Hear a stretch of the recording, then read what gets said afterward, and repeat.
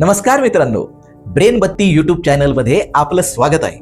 मित्रांनो, आज मी तुम्हाला सांगणार आहे अशी एक कथा जी एका जुन्या गावात आजही लोक हळू आवाजात बोलतात. निळावंती ग्रंथ, ज्याची पाने वाचताना अक्षर तरंगतात, जिवंत होतात आणि वाचकाला एक वेगळंच भान देतात. ही आहे खरी घटना एका साध्या मुलाची, ज्यानं हा ग्रंथ हातात घेतल्यानंतर त्याचं आयुष्य कायमच बदललं.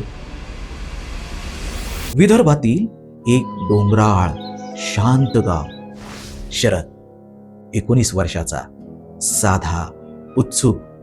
त्याच्या आजोबांकडे आधीपासून काही गूढ वस्तू व ग्रंथ.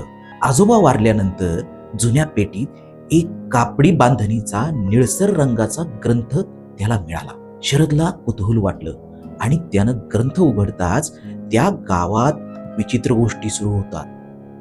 ग्रंथातील अक्षर स्थिर नसतात. हलक्या निळ्या प्रकाशासारखं एक तेज दिसतं. वाचन करताना शरदला कोणीतरी मागून कुजबुजल्यासारखं वाटतं. रात्री स्वप्नात एक महापुरुष दिसतो. दाट केस, वाघावर बसलेला, डोळ्यात तेज.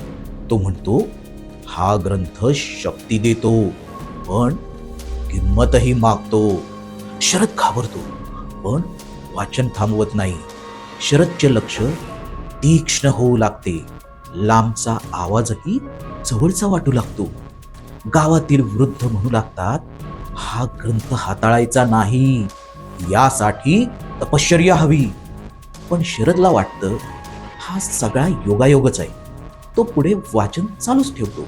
अशाच एका रात्री गावात अचानक गायब झालेल्या गायीचे ठसे शरदला कुठं आहेत हे आवाजावरून जाणवू लागते. त्या जंगलात एक प्रखर ऊर्जा जाणवते. ती ऊर्जा त्या ग्रंथाच्या एका विशिष्ट पानाशी जोडते. त्या पानात लिहिलेलं असतं, जंगलात एक शक्ती आहे, तिचा शोध घेणारा स्वतःचा शोध हरवतो. शरद जंगलात जातो.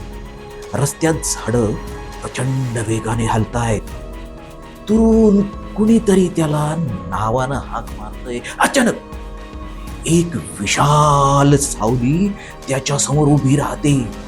ती सावली म्हणते, तू ग्रंथ उघडलास, आता तुला तुझ्या शोधाची परीक्षा द्यावीच लागेल.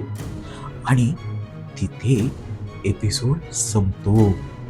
शरद त्या रात्री जंगलात काय पाहतो, तो वाचतो का, की निळावंती ग्रंथ त्याची निवड पूर्ण करतो? या प्रश्नांची उत्तरं एपिसोड 2 मध्ये लवकरच ब्रेन बत्तीवर.